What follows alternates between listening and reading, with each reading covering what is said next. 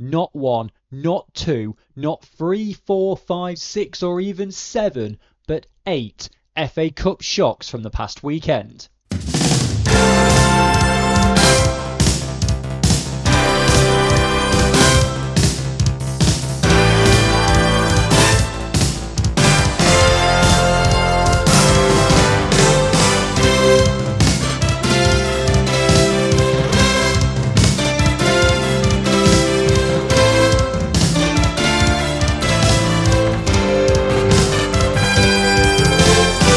Yes, welcome along to this week's Women's Football Chat. My name is Chris Gadsby. I'm here every Thursday at 6 p.m, bringing you the very latest from the third and fourth tiers of women's football here in England. That's the FA Women's National League.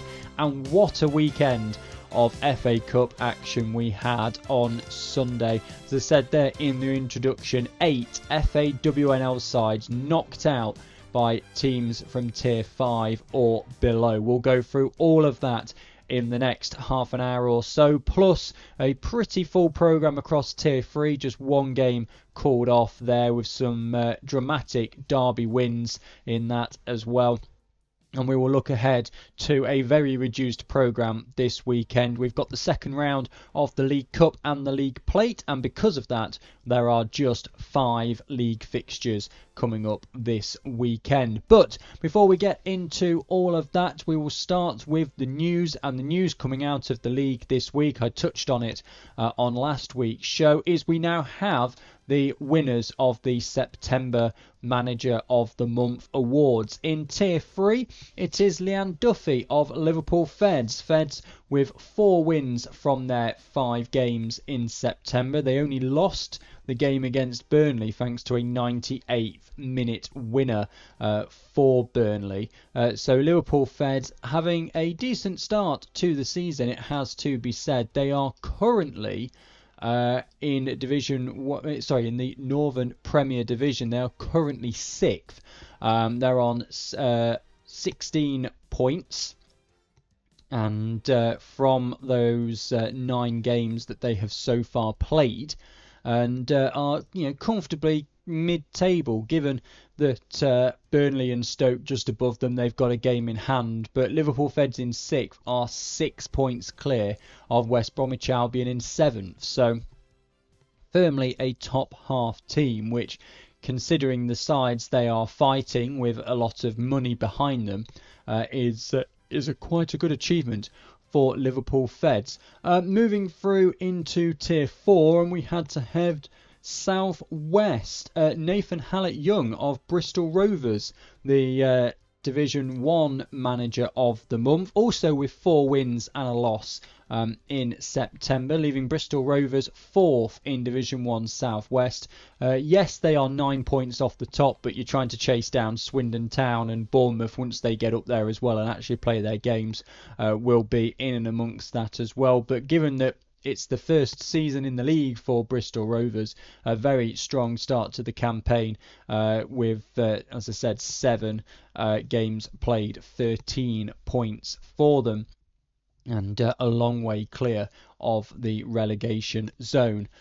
So that really is the big news from the FAWNL over the past week. As I said, we had there the Manager of the Month awards handed out. We are already, of course, halfway through October, so won't be too long until the panel is meeting again. October, I suspect, may be slightly more difficult, particularly in Division 1, because there is a distinct lack of games from teams in Division 1. I think this is going to be the situation now. We've got back-to-back cups coming up towards December. The back end of November is the second round of the FA Cup. Then no games have been scheduled for the first weekend of December yet, because that's the quarter-final of the Cup and Plate, and they don't know who's going to be in it. Yeah, and then of course County Cups are kicking off as well, so it's all going to be a bit of a mismatch when it comes to league games, I feel. So yeah, we'll see what happens with that. But yeah, Manager of the Month's come out. Let's take a look at the results. Well, in Tier 3 and the FA Cup. Right, games in the Northern Premier Division then, just 5 of them. Halifax against Burnley was postponed due to technical issues at the ground. We're not entirely sure what that is, but technical issues at the ground, maybe a broken turnstile or some. It reads as though something that stops them meeting the ground criteria for the game, all the toilets out of order, something along those sort of lines is what it sounds like. Could be completely wrong with that, but all we know is technical issues at the ground. Let's go then to the East Midlands derby. Derby County against Nottingham Forest, and Forest fans were made to sweat with this one. 1-0 down at half-time. Daisy Burt from the penalty spot in the 42nd minute for Derby. And they remained 1-0 in front until the 80th minute, well 81st minute technically, when Charlie Wellings equalised for Forest, and then Forest get a penalty in stoppage time converted by Wellings, and they win by 2-1. And yeah, that wasn't a particularly comfortable game for Forest fans, but managed to get the win in the end. And that's again the sort of game where, if you're going to get promoted out of this league, you need to find a way to win games that perhaps you maybe shouldn't have won, and maybe that's one of them for Forest fans. But there is still an awful long way to go in the season, and it's a lot tighter, this league, than I think some people anticipated. What wasn't a nerve-wracking game was Stoke City winning 6-0 away at Liverpool Fed. So curse of the manager of the month strikes already. Delphi Cole in the 8th minute for Stoke City, a hat-trick for Tamara Wilcock, 23rd, 33rd and 45th minute, one for Molly Holder in the 52nd, and then one for Shannon Stamps in the 92nd. So a very comfortable 6-0 win for Stoke City. Rugby Borough 2, Stourbridge 0. Goals in this one was... there was a missing goal. Hang on. I did this. I did the stats earlier today, and there is a missing goal on Rugby's page. But fortunately, I have the information about that game. The second goal, Kellis Barton in the 65th minute. The first one was in 45 plus 4 to Katie Morris. That was it for Rugby. So they beat Stourbridge by 2-0. Now the goal has been recorded, but the person who scored it is blank. So they need to sort that out full time, please. Sporting Cowser 4, Hull City 0. First win of the season for Sporting Cowser, and a good 4-0 home victory over Hull City. They took the lead early on through Emily Brett in the 6th minute, Annabelle Davis in the 35th, Larry Walker in the 70th, and Laura Smith in the 81st. A very good win for Sporting Cowser, but not quite as good as the derby over in Birmingham. West Bromwich Albion 0, Wolverhampton Wanderers 8. 8-0. You feel like at kind of 5 or 6-0 you could have put that Ralph Wiggum meme in where he's crying and saying he's already dead. But 8-0 Wolves winning and doing wonders for their goal difference. 2 for Tammy George, 27th and 78th minute. 4 for Charlotte Greengrass, 36, 45, 64 and 66. 1 for Beth Merrick and 1 for Jade Cross. So an 8-0 win for Wolverhampton Wanderers. And that means, if we look at the table, they are up to 2nd, Rugby are up to 3rd. Now granted, that is by virtue of Burnley not playing, because if Burnley had played and won, they would have stayed 2nd. But they didn't. They now have a game in hand and an opportunity to go back 2nd on goal difference over Wolves. So Forest remain at the top of the table. They are just, though, a point clear of Wolves, and we are nearing actually the halfway stage of the season. 9 played out of 22, and it is still very tight there at the top of the table. Rugby Borough just 4 points back, and Burnley, as said, also 4 points back, but with a game in hand. Stoke are 7 back, but they've also got a game in hand, so they could narrow that down to 4 as well. You could end up with the top 5 all being within 4 points of each other, which is very, very different to how it was this time last year, when Newcastle and Burnley were already a long way ahead of everybody else. So down towards the bottom then is the only other movement in the league table, with Sporting Cowser having won that game against Hull City, and with Halifax not playing, Sporting Cowser are now up to 11th. They are only inside the relegation zone now on goal difference behind Stourbridge. Derby County in 9th. They're 4 points clear.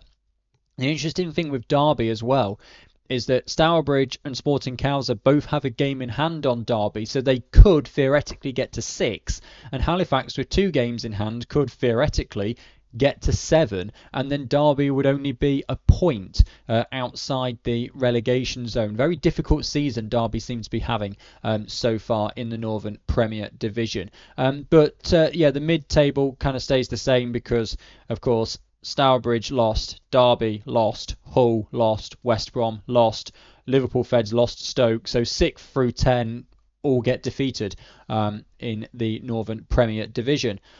Right, Southern Premier Division then, a full programme here, and some somewhat tight games, some not so tight games. Hashtag United 2, Gwalior United 1. Goals in this one to Freder Ayisi, both of those for Hashtag, 21st and 70th minute. Corey Williams-Mills in the 65th minute for Gwalior United. So they briefly got it back to 1-1 before Hashtag pulled away again. AFC Wimbledon winning that kind of rivalry against MK Dons by 5 goals to 0. A brace for Carolina Taylor and Sherelle Kessel. And then one for Eleanor Dorey as well for AFC Wimbledon, who had Ashley Hinks sent off 5 minutes from the end, which could impact them in the coming weeks, of course. Billericay Town 2, Lewis 1. Olivia Carpenter with a goal for Lewis 5 minutes after the half-time break. Yelena Priest and Abby Smith with the goals for Billericay Town, but there's no times on those goals. Exeter City back to winning ways, a 3-0 away win at Cheltenham Town. 1 for Sophie Gillies, 1 for Sarah Stacey, and 1 for Zoe Watkins. 58th minute for Gillies, 45th for Stacey, and 87th for Watkins. Ipswich Town beating Plymouth Argyle by 5 goals to 1. Only goal for Plymouth coming just before half-time in this one. 45 plus 2 to Charlotte Whitmore. That cancelled out Leah Mitchell's 16th minute opener. They went in level at the break. But then second half, Ipswich Town 4 unanswered goals. Charlotte Fleming in the 53rd. Angela Addison 58th. Maria Boswell 89th. And then Fleming again in the 94th. And a tight game between Watford and Oxford United, going the way of Oxford in the end. Ruby Seeley, 2 first half goals, gave them a 2-0 lead at the break. And although Anna Philby got one back for Watford 10 minutes after the restart, it was 2-1 that Oxford won.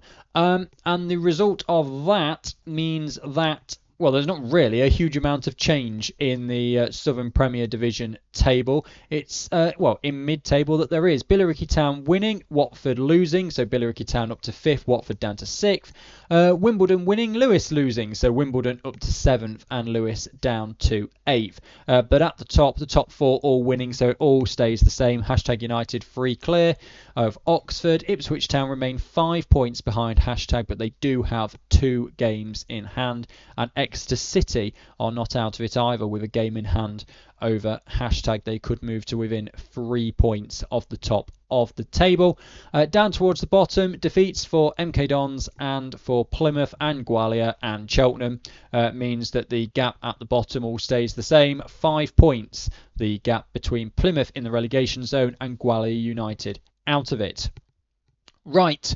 Let's move through then into the FA Cup.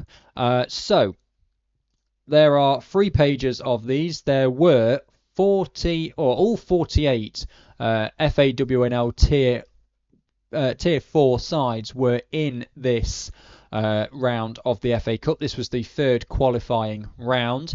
We were guaranteed to lose 4 because there were 4 all FAWNL ties. But as I then mentioned in the introduction there, 8 lower tier sides beat FAWNL sides in the third qualifying round. It was a great afternoon of football. Let's go through some of the results. You will have to lose my face for all this because there's too much information on the screen for my camera to be on there as well. It started with Barnsley withdrawing, so Huddersfield Town, that was one of the all FAWNL ties. Huddersfield Town win that one. Norton and Stockton Ancients winning a scare really against Leeds Modernians by 5-3. There's it will take me a while to find these games as well, so just bear with me slightly. Goals for Norton Stockton Ancients, then I'll only be able to give you goals for the FAWNL sides. Danielle Nanga, 20th and 27th minute. Bianca Owens, 24th and 28th. So despite scoring 4 goals in the space of 8 minutes, Norton Stockton Ancients really made a game of this against Leeds Modernians. The other goal to Annie Mitchell in the 34th minute. AFC Fylde not having so much trouble against Darlington, who from memory are a tier 7 side. They won that one by 7-1, spreading the scoring out as well between 5 players, 2 for Chung Chan and 2 for Mia Highland, but 1 each for Katie Folan, Leanna Carabot and Grace Osvath as well. Chorley, they lost by 3-2 at home to Stockport County, another all-tier 4 tie. Chorley 2 goals up at the break, Molly Wood and Nicola Worthington in the first half, but Stockport County coming back in the second. Levi Rathburn 53rd, Kennedy Owens 61, Maria Figueiredo 88. Middlesbrough beating Darwin by 2-1. That's a great result for Darwin. Yes, they lost, but 7th tier Darwin only losing by a goal to tier 4 Middlesbrough, and top of tier 4 Middlesbrough as well. Ellen Packham and Shana Wilkinson with those goals. Durham Sestra needed a penalty shootout to beat Alnwick Town. Grace Collinson with Durham Sestra's goal in normal time. Cheadletown Stingers beating Consett by 7-0. Rebecca Coe, Tara Deuce, 2 for Jessica Gillen, 1 for Imogen Portas-Williams, 1 for Rachel Dunlop as well. That's only 6, so I imagine there's an own goal in there somewhere. Yep, in the 5th minute. That's the other goal for Cheadle. Doncaster Rovers Bells beating Hull United by 4-0, 2 for Otendenka Lackey, 2 for Jessica Tugbury Andrew. York City 5, Fleetwood Wrens 2. York City with their goals, 2 for Grace Sykes, 2 for Faye Singleton and 1 for Ruby Gore. Where are we now? Oh, this was, Mancunian Unity beating Leeds United by 3-1. Tier 4 Leeds United out. Catherine Smith, the only goal of the game for them in the 7th minute. But Mancunian Unity levelled it up before half-time and won by 3-1. Similar situation, Wythenshawe, 7-0 winners over Barnsley Women's. Really bad day at the office for Barnsley, but a great day for Wythenshawe, who I can't seem to find it on full time at the moment. Is it one of these games that hasn't been put on yet? There were some that hadn't. But Barnsley Women's losing by 7-0. Peterborough United 5-0 winners over Burton Albion. 2 for Katie Middleton, 1 each for Eva Driscoll-King, Ella May Bale and Tara Kirk. Crewe Alexandra losing to Notts County by 2-1. There it is. There's no information at all about that game yet on full time. Worcester City against Redditch Borough. That's a 2-0 win for Worcester. Also no information on that. Lincoln City beating Leicester City Ladies by 2-3. No information on that one either. Nantwich Town beating Solihull Moors by 3-2. Of course, so much difficulty for Solihull Moors at the moment, and none more so amplified really by the fact that Solihull Moors had to play this game with 9 players. They started with 9, they finished with 9, no substitutes, and they only lose by 3-2.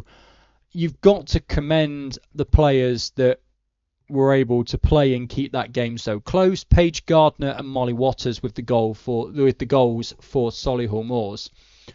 But yeah, Solihull Moors are in a right mess at the moment, and I say amplified there by the fact that they were only able to field 9 players in the FA Cup.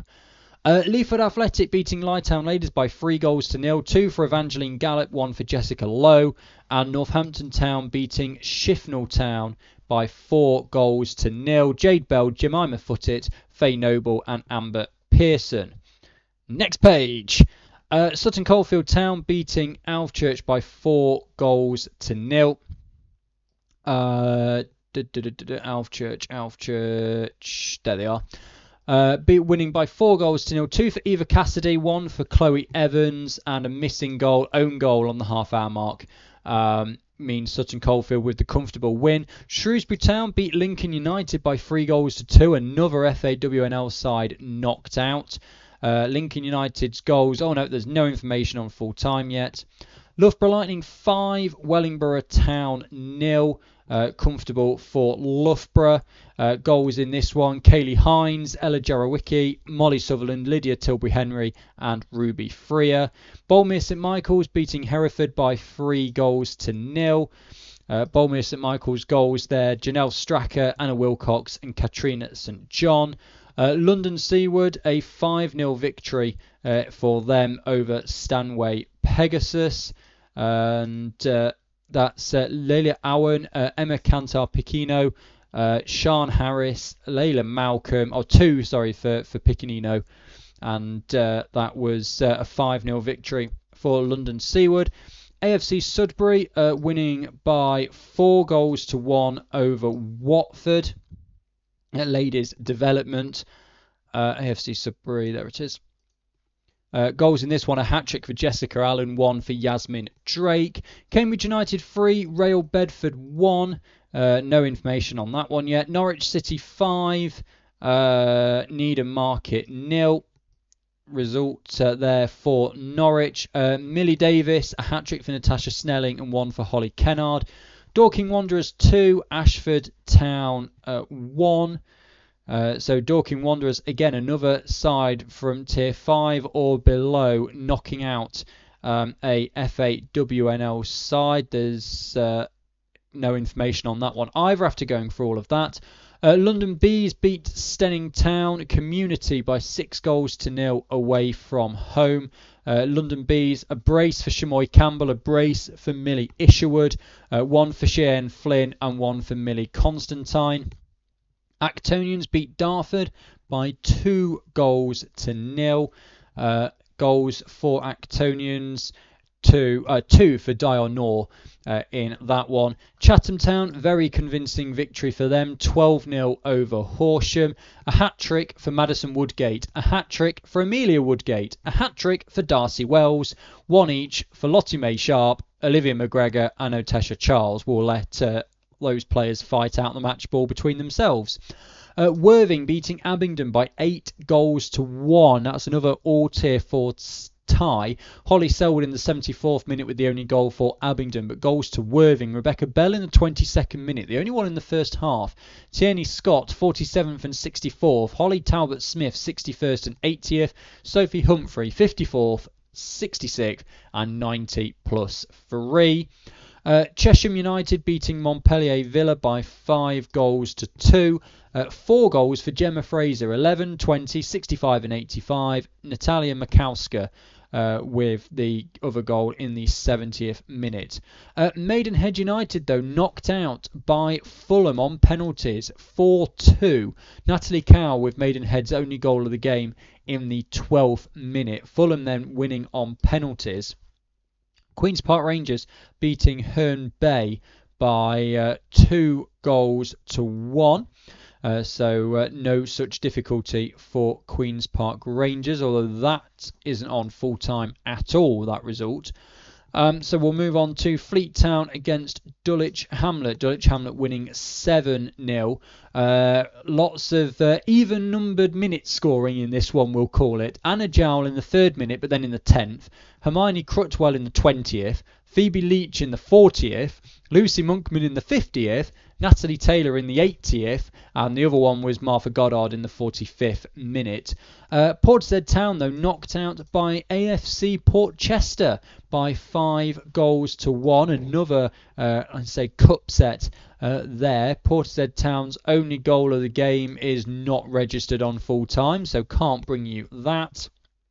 And then finally, in the FA Cup third round, Forest Green Rovers losing to Bridgewater United by 4-2. Goals to Bridgewater United, 2 for Bethany Everson, 1 for Manfay Sharp and 1 for Danielle Tyson.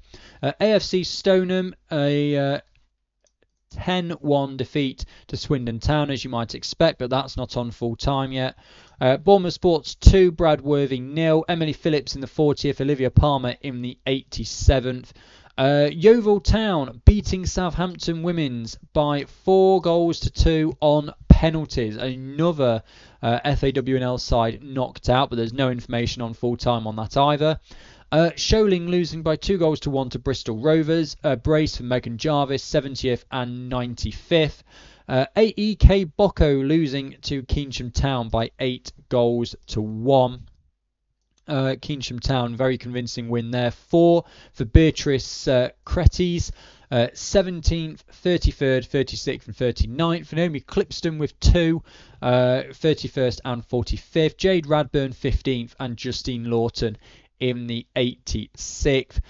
Result of the day goes to Moneyfields 13-0. Biggest victory there against Saltash Borough. So here we've got Shannon Albury. She scored 5, 32, 45 plus 1, 47, 75 and 83. Charlie Wilson-Wilton with 2 in the 78 and the 80th. 1 each for Gemma Simmons, Megan Wood, Brooke Garcia, Kiri Valley, and also a brace for Kimberly Fuller. So it's 5, 6, 7, 8, 9, 10, 11, 12, 13. That's all of them. And finally then, for the FA Cup third qualifying round, AFC Bournemouth against Bishops Lydiard. AFC Bournemouth winning by 5-3. A brace at Erin Bloomfield, and 1 each for Katie James, Jenna Markham and Gemma McGuinness. The first round draw has been made, and by pure coincidence, the 36 remaining Tier 4 sides that are joined by the 24 Tier 3 sides, so 60 FAWNL sides in the first round of the Cup action, they were also drawn into 44 ties for the FA Cup first round. So we'll be going through those in a few weeks' time. Those first round games are going to be played on the 3rd of November. So just a couple of weeks' time as we get to the next 2 rounds. We've got 112 teams in at the moment. No, it might be slightly more than that, actually. And we're basically getting them down to 29. So it's 116 teams left. 116 teams left. We've got to get them down to 29 in the next 2 rounds, so that in round 3, the 11 championship sides can join to make 40. That then gets halved to 20. And then the next round, the 12 Super League sides come in to make it 32. So it is very, very difficult for sides in the FAWNL to get a big draw against a big Super League side. You do have to be a bit lucky with the draw. And just one Tier 4 game to go through from the past 7 days happened last night. Middlesbrough beating York City by 3-0. 1 for Millie Bell and 2 for Laura Robson in that game. That means Middlesbrough, there's no movement in Division 1 North. Middlesbrough now 4 points clear at the top of the table, having now played the same number of games as all the teams trying to chase them. So Middlesbrough in control at the moment. York City still in the relegation zone, but only on goal difference, and they do still have a game in hand. A win for them in that game in hand could see them jump as high as 8th. So not a huge amount going on in Tier 4. That's just one game there, but still plenty to go through in the rest of the season. So not very many of these, purely because, as I said, it is second round of the Cup and Plate action. We'll get onto that momentarily. But what it means is, although some games have been scheduled for this weekend. Really, they're only games that were postponed earlier on in the season and where it works, i.e. where both teams are free. What they've not done is gone, you two teams are free, you're meant to be playing in December, we're going to bring it forward. They've not done that. So all they've done is slotted in previously postponed games. So there's really not a lot. Case in point, Division 1 Midlands, Notts County against Leafield Athletic, the only game taking place this weekend. Notts in 5th, Leafield Athletic in 3rd. Notts can't climb any higher in the table. Leafield could go one place up to 2nd. In the north, there are 2 games. After Middlesbrough's win last night, they're 4 points clear at the top of the table. But Barnsley and Chorley, they face off at the weekend. Chorley then are in 3rd. They've got the chance to close that gap to just 1 point again if they win away at Barnsley. Equally, Cheadle Town Stingers can reduce that gap to 2 points if they win at home to Doncaster Rovers, who are also down towards the bottom. So we've got 3rd and 4th playing 9th and 10th in Division 1 North.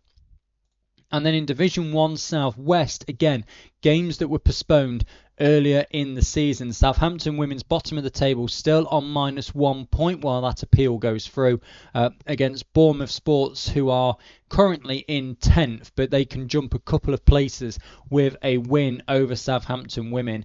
And then elsewhere, Swindon Town will have played 4 more games than AFC Bournemouth by the end of the weekend as they host Portishead Town. So they could move themselves 10 points clear at the top of the table, but Bournemouth would have 4 in hand. Flip side, exactly the same as we had last year. In fact, we had this exact same situation last year. Bournemouth, yes, can catch them, can overtake them, but you would much rather have the points already on the board than going into every game knowing you need to win to get to the top of the table. So, very much a case of Swindon Town wanting to put as much pressure on Bournemouth as they possibly can before Bournemouth's fixtures in the what will be a busy back end of the season as well really start to ramp up.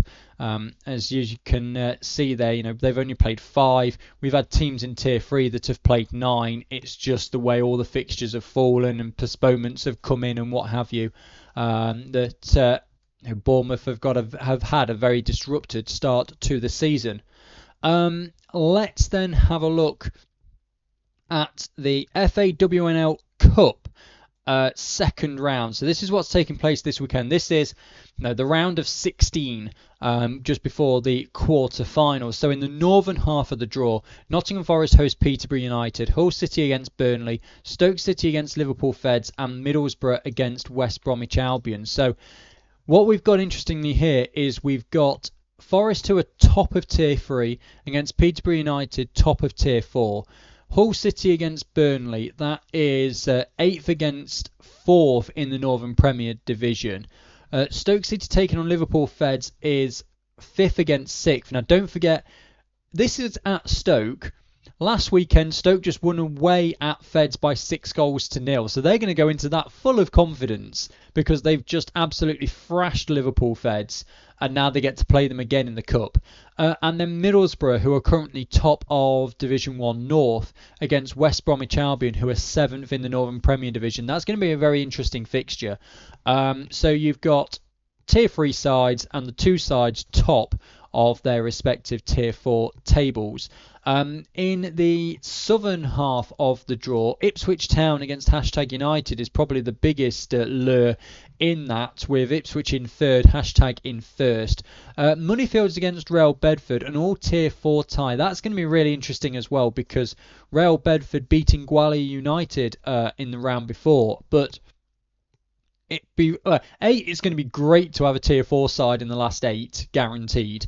And it is going to be interesting to see how those 2 sides compare against each other because they're both doing similarly in their respective divisions. You look at Moneyfields, who are 3rd in Division 1 South West, Real Bedford, who are 4th in Division 1 South East. Real Bedford averaging 2 points a game.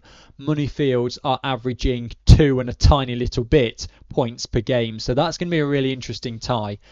Plymouth Argyle against Billericay Town. Again, all tier 3 tie in that one. But Plymouth Argyle obviously right down towards the foot of the table. Billericay Town are not doing badly at 5th. So that'll be an interesting one to keep an eye on. And then Watford, who are 6th in the Southern Premier Division, against Queen's Park Rangers, who are 8th in Division 1 South East. So you suspect that Watford will have the upper hand in that one. If I had to, it's difficult to call, it really is. If I had to pick, I would probably say Forest, Burnley, Stoke, and I would fancy Middlesbrough, particularly at home. And then in the southern half, Watford, Billericay, Moneyfields because they're at home, and Ipswich again. I think hashtag might get knocked out. But those ties are very difficult to call. In the plate, we've got Halifax, currently bottom of the Northern Premier Division, against Loughborough Lightning, who are really fighting for the top in Division 1 Midlands. Had they not had those postponed games, they would be right up there. They can get level with Peterborough again if they win their games in hand. Stockport County against Durham Sestra, 2 sides in Division 1 North. Stockport County currently 7th, Durham Sestra currently 8th, so who knows which way that's going to go. Cheltenham Town against Wolverhampton Wanderers. Cheltenham Town then the southern side that gets pulled into the northern half of the draw for the moment. Cheltenham are down in 9th in the Southern Premier Division. Wolves see 2nd in the Northern Premier Division at the moment, so you'd probably fancy Wolves in that one. And then the academy game, Villa against Manchester United. The best thing about that is one of them will get knocked out. In the southern half of the draw, Norwich City against Actonians. Norwich City, top of Division 1 South East. Actonians, 2nd in Division 1 South East. Really looking forward to that one. And then you've got AFC Bournemouth against Worthing. Well, that is 2nd in South West against 6th in South West. Bournemouth perhaps will fancy themselves in that one, particularly at home. And then you've got back over in towards South East, Cambridge United, who are currently 9th against Charlton Athletic Academy. And then the final game is Southampton Academy against AFC Wimbledon. Wimbledon currently 7th in the Southern Premier Division. So best case scenario, we're down to one academy team, either Villa or Manchester United, in the quarterfinals. Worst case scenario, we've got 3 academy teams in the quarterfinals. The quarterfinals are where the money starts being awarded in the plate. So the more academy teams we get rid of, the more money goes to FAWNL sides, because the academy teams can't win the money. And it doesn't roll over, it just doesn't get awarded out. So the more academy sides we can get rid of, the more FAWNL sides win money from playing in this competition, and that's why we want all the academy sides out. Plus, I don't like the fact the academy sides are in it in the first place, but that's by the by, really. So we'll see what happens with regards to that. And that will about do it then for this week's episode of the Women's Football Chat. Plenty to look forward to this weekend, because we will know our quarter-finalists in the Cup and the Plate competitions. And then, of course, we've got a full programme pretty much. There's a couple of games not taking place in the league to look forward to before the first round of the FA Cup. By the end of November, we will be halfway through the season, at least for some of the teams, and we'll have a pretty good idea of the way things are starting to go and who's going to be competing at the end of the season. I will, when we get to that Christmas break, I know I'm looking very far ahead now, a couple of months, be updating the stats for all of the teams over on @WFootballChat. I've been keeping that up to date as we go through the season. I'll also be publishing the award races. Been doing that for the for all of the games so far in the league this season. We are missing 9 games, data from 9 games so far this season. Whether those games will actually end up having an impact on who wins the awards, We'll have to wait and see. It's all Opposition Player of the Match awards that are not being handed out, which means that the Player of the Season award might be skewed come the end of the season. We'll have to see. On that basis. So yeah, next week, Thursday, 6 p.m, we'll know our quarterfinalists. We'll look ahead to another busy weekend of FAWNL football, but of course we will be looking ahead to the Cups as they start to get very interesting. But that will about do it for this week's episode. Feel free to like and subscribe so you never miss a show. And at WFootballChat on Twitter or X or whatever you want to call it nowadays is the place to go for all of the latest updates, including results and tables from midweek, because the FAWNL social media isn't putting them out itself. But that, as I said, will about do it for this week's show. Thank you very much for watching and or listening to the Women's Football Chat. I'll be back next Thursday at 6 p.m. Goodbye.